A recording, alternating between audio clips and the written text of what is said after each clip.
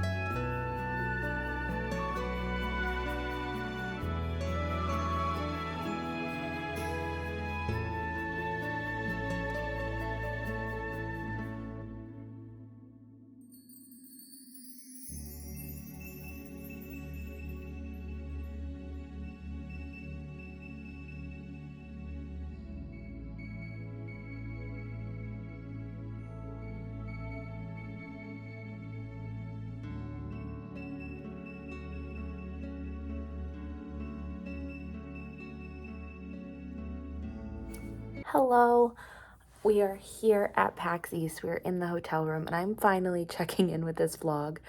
I've gotten a ton of B-roll footage and I'm definitely going to get a lot more, but I haven't done any reading this week.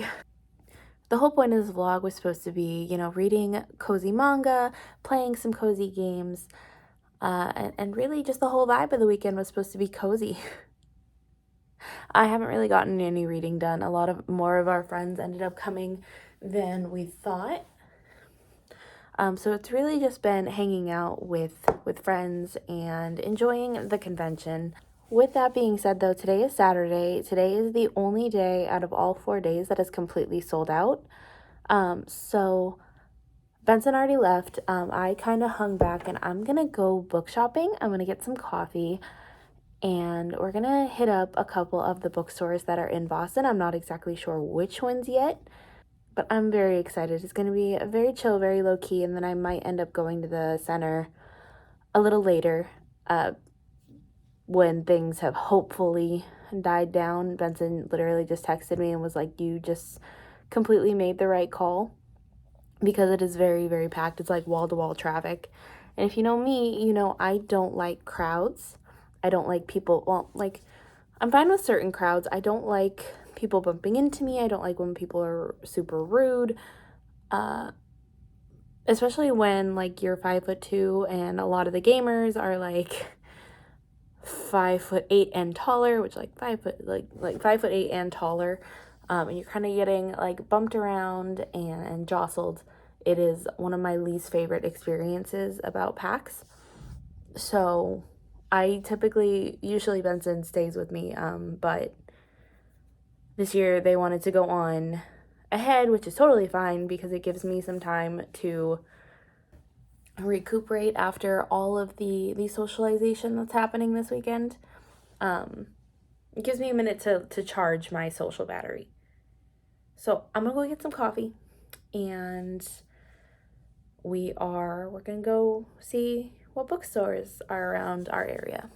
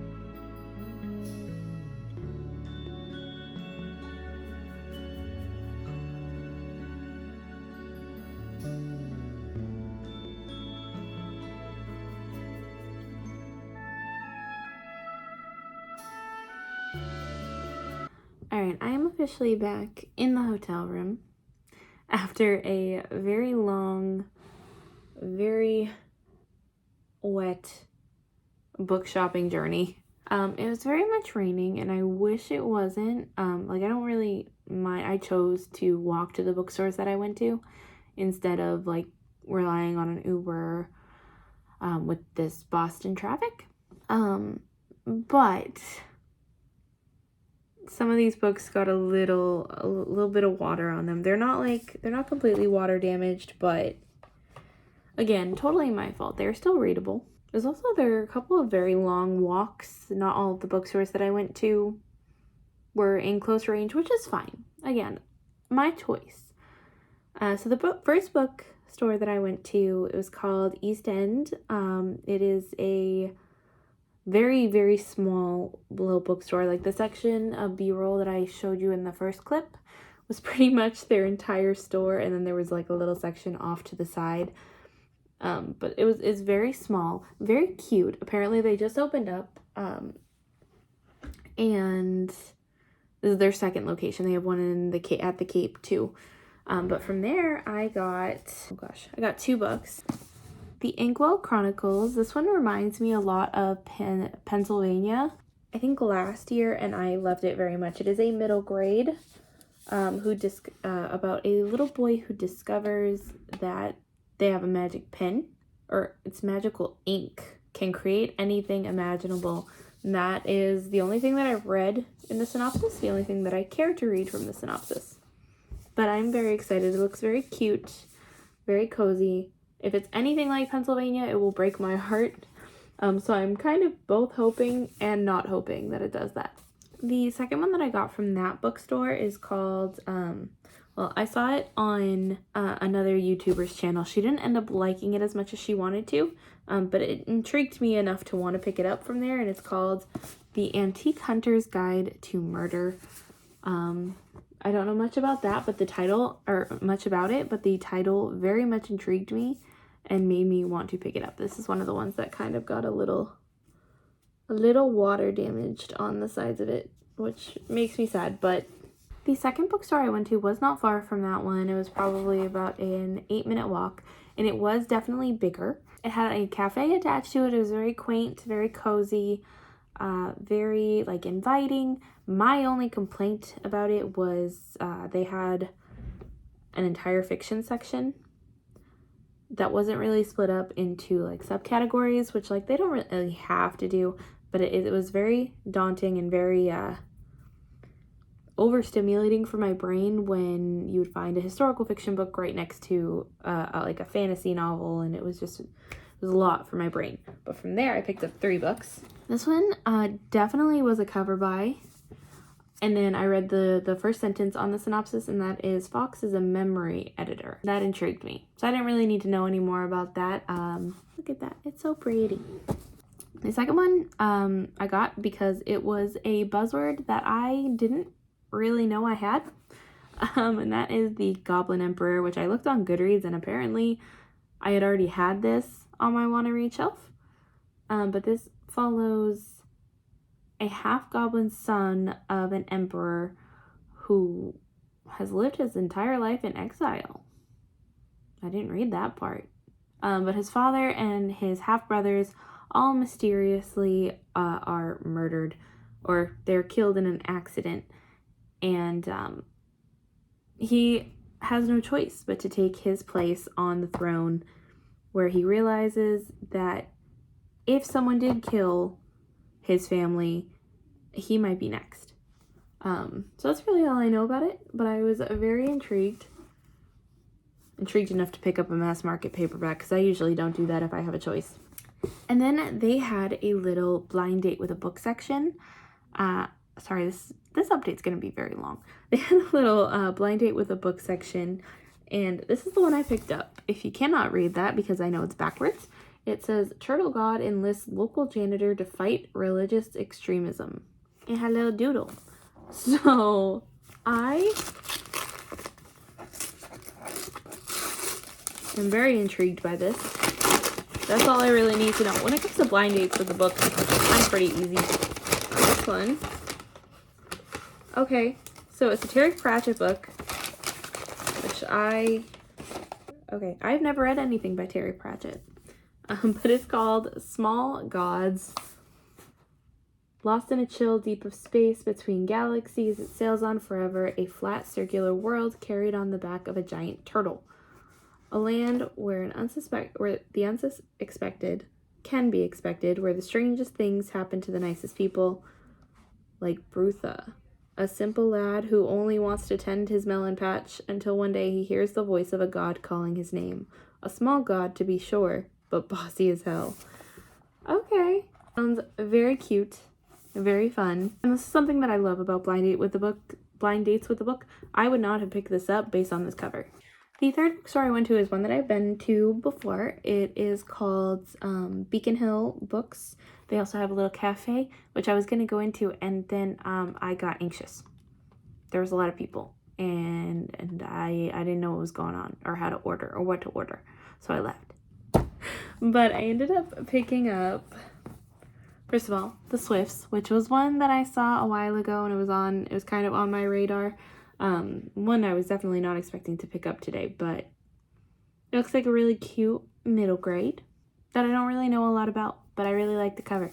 And then the Puzzle Master. This one, first of all, I was intrigued by the word puzzle.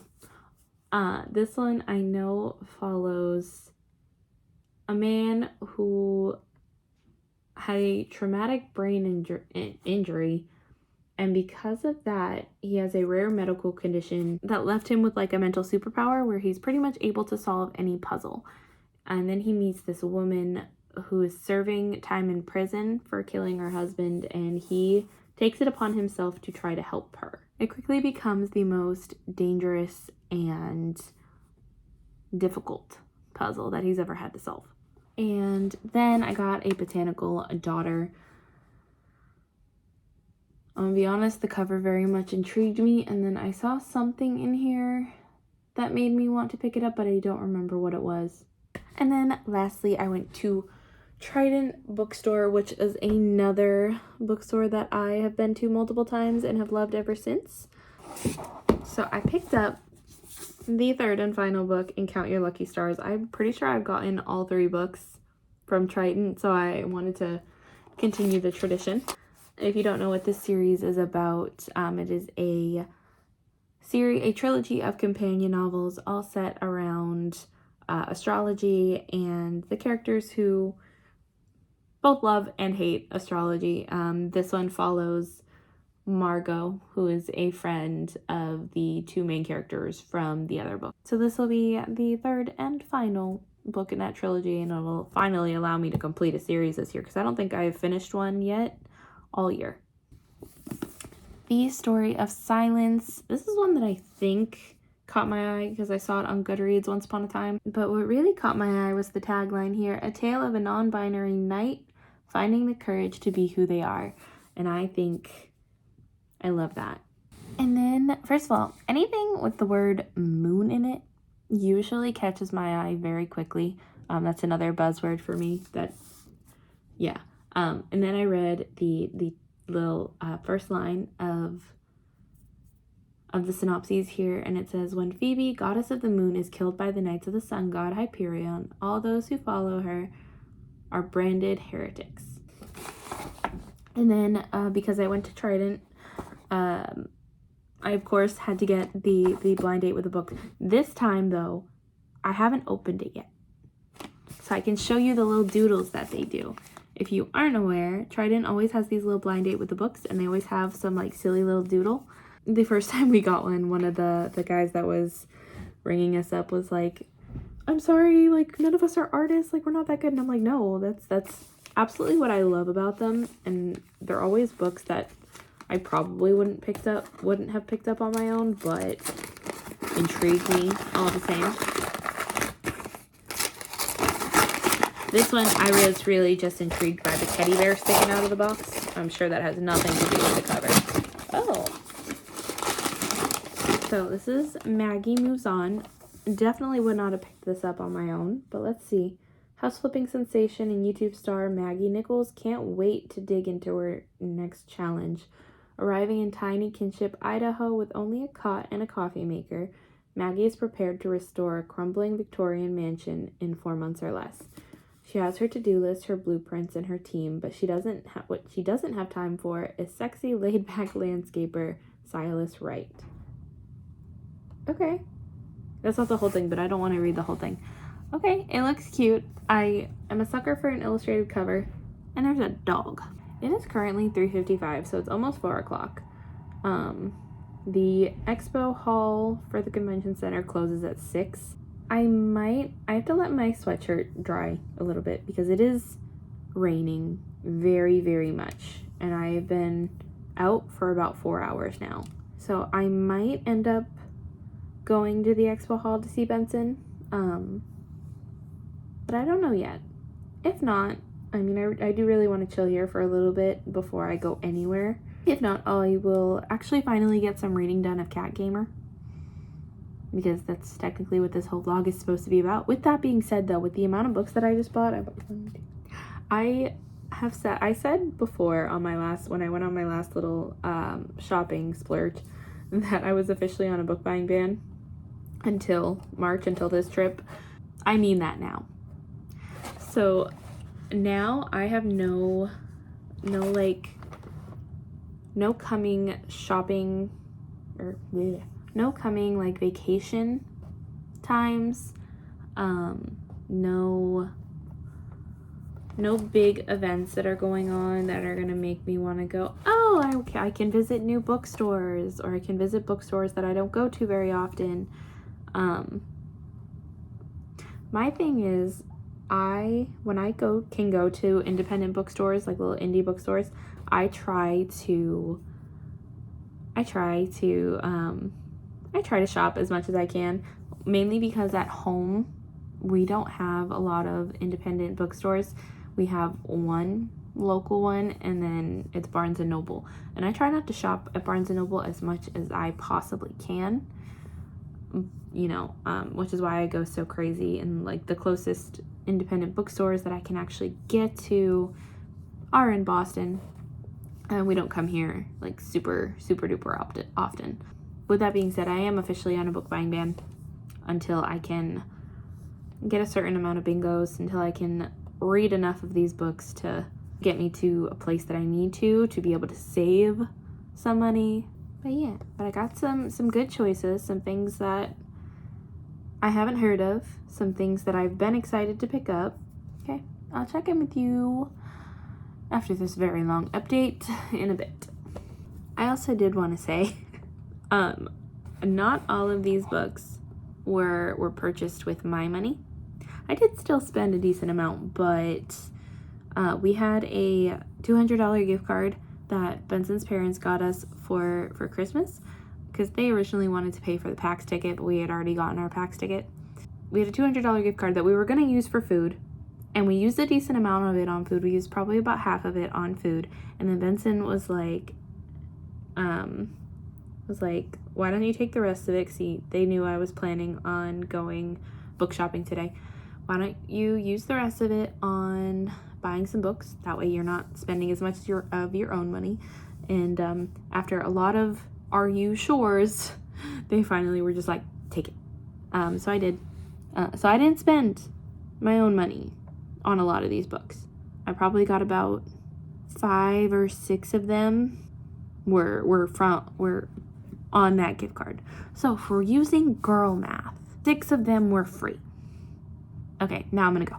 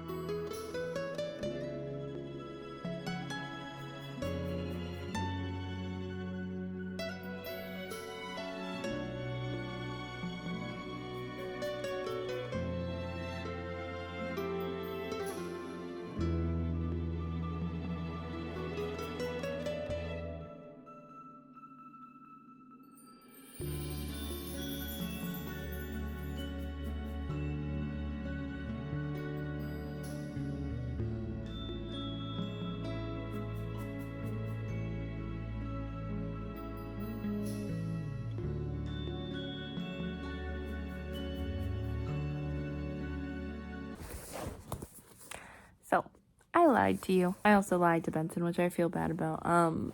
I said I was probably going to go to the convention center. I have not gone to the convention center. It was already, like I said, past 3:30 by the time I walked into the hotel room. And my sweatshirt was soaking wet. So it's still wet. It is still drying, and it is closer to 6 than anything. So I ended up texting Benson and saying, probably not going to go to the convention center today for these reasons. Like, it's so wet that it's like me going out in it, like, it's not going to help keep the rain away at all. And I really don't want to risk getting sick any more than I already have today. Instead, I hung out in the hotel and I read not 1, 2 volumes of Cat Gamer out of the 4 that I brought with me, which there are only 4 currently available. I don't think I've explained what this is about yet, but this is Cat Gamer, where we follow our main character who works in an office, and she's very antisocial. She doesn't really go to coworker hangouts, doesn't attend bars or really drink with her coworkers, and they all find it a little strange, but she really just wants to go home and play her game that she has spent many hours on, leveling up her characters, and really that's her form of calming down. She doesn't really care to socialize in person. She would rather be in her game online with her people. And then one day somebody says that they found a stray cat in the parking lot of their workplace, and on a whim she decides to adopt him. And it's really about her using her gaming knowledge and getting advice from a local shop clerk to figure out how to take care of this cat.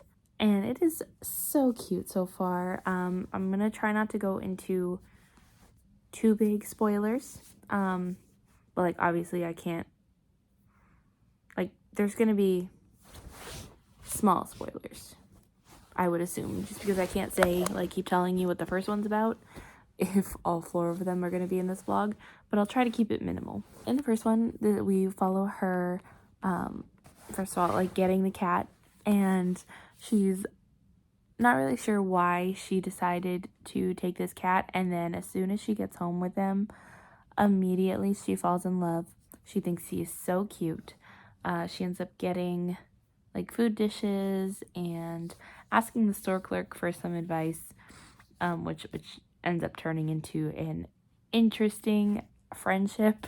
But it's about her struggles and realizing like all of the things that any cat owner knows. Like they don't sit for pictures, and like they like to climb, they like to scratch, they will mess with anything that moves in any way. So she's slowly discovering these things while simultaneously very much falling in love with her cat, and also using her gaming knowledge to help her take care of him. So it is very fun.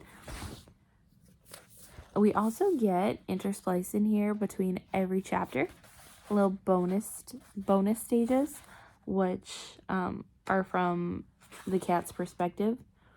So it's really just recapping the situation that was just told, but now from the perspective of the cat. So I'm very much enjoying it.